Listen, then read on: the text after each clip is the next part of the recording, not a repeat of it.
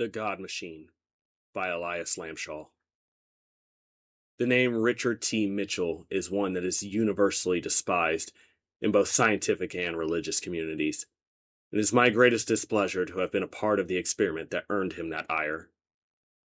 I first met Richard in 2019 while we were both studying theoretical physics at Branham University. Even then, he was a pariah amongst our peers. One of our professors even went so far as to describe him as a brilliant savage. His views on ethics and morality left most with a bad taste in their mouth. Yet he was also the smartest person in the room at any given time. He could have easily been the one giving the lectures instead of receiving them. I was drawn to him by his intelligence. Maybe, in a way, I felt a little of it might run off on me. I'd never been the best at anything except being mediocre. His personality didn't even really bother me either. I found a great interest in most things that he had to say, and his harsh tone was just a reflection of his passion. We started working together in May of the following year. The university was quick to offer him a position. They were less interested in my talents, but being the only one who would work with him, and maybe even the only friend he'd ever had, Richard agreed only under the condition of my employment. It was the only time I ever saw him do something for anyone else, though it could be said that he did it out of a selfish need for help with his projects. It wasn't long after we'd started our tenure when the pandemic hit. Much of the university was quickly shut down, and projects of little importance were shuttered until the matter could be resolved. Our projects were put on to the back burner, much to the annoyance of Richard. He felt neutered, and that those above us had decided that his work was unimportant. Thus, he decided it was unimportant as well. It was this feeling of unimportance, mixed with a desire for the world to know his name and to keep his hands busy, that led to Richard's plan to create the God Machine. He must have already been devising the device for months, if not years, before confiding in me about it. What are the greatest questions amongst mankind? What is our purpose? What is the meaning of life? Is there a God? I intend to ask all three. If there is a God, then this device will allow us to speak to him, and to ask him for ourselves. If there is not, then we will have at least answered one of the biggest questions. Being a man of both science and faith, I found the very idea of the device heretical. God would speak to you directly if he intended to. He wouldn't need a device, I told him. Maybe, was all he said. My negative opinion on the matter did not matter to him, and he was not dissuaded from attempting his plan. After some careful consideration and soul-searching, I decided to join him. If he was going to meddle in affairs that he didn't understand and didn't appreciate, then I should be there to act as a guide. We began the plans for the device in early August, and began true construction of it in early September.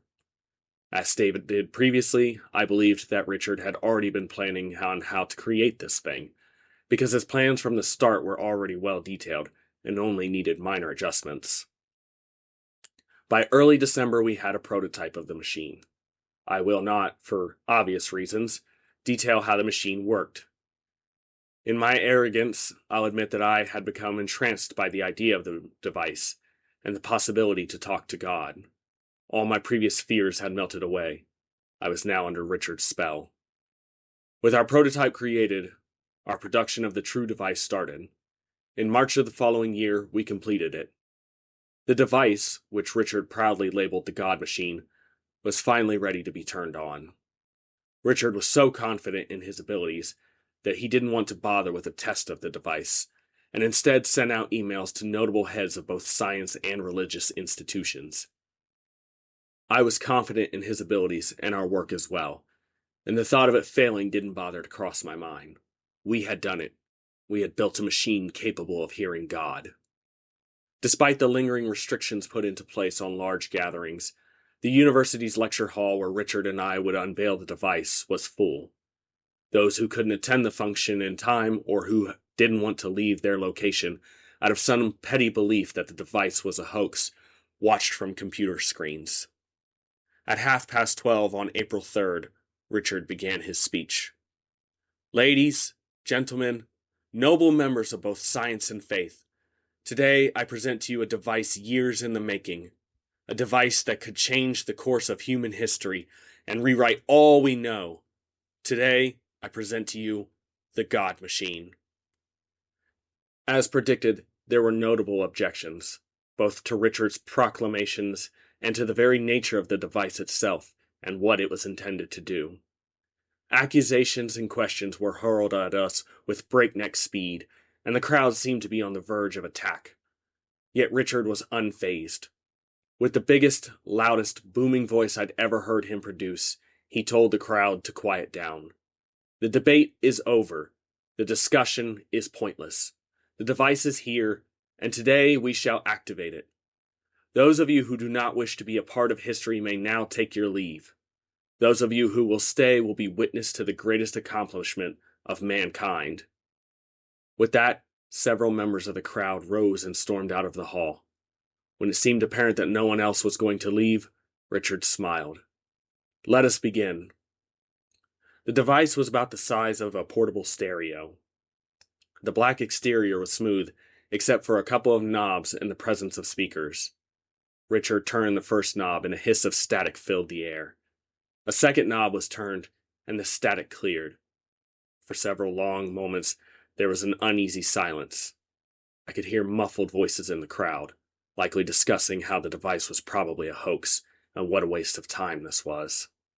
Then, from the device, came a slight humming. It was rhythmic and hypnotic, and soon grew into something that sounded like muffled chanting. Richard's face beamed with excitement of a madman. His eyes were wide and his mouth hung open. The chanting grew louder and louder, though the words were indistinct and unknowable. Then came the next sound, the sound that, to this day, makes my skin crawl and my head spin with dizzying fear. It was a sound so horrible, so indescribably abhorrent, that even to think about it threatens to send me into a fit of rage and madness. The sound blasted our ears, and the weakest-willed amongst the crowd were thrown into shivering sobs and cries of terror. Others were left dumbfounded, with extreme looks of fear and terror on their faces. A few, myself included, were just able to function long enough to throw ourselves at the God Machine and fling it from the table and into the nearest wall, where it was shattered into 1,000 pieces. Richard was left stunned and stared blankly like an empty shell. He never recovered from that blankness, and now resides in a psychiatric hospital under both extreme care and extreme guard.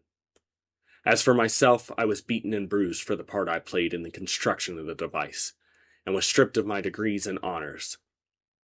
I was also left completely deafened by the sound I'd heard, a small price to pay for hearing the voice of God. Together, we stand as a reminder of the price of man's ambition, to know that which should not be known, and that which should not be attempted.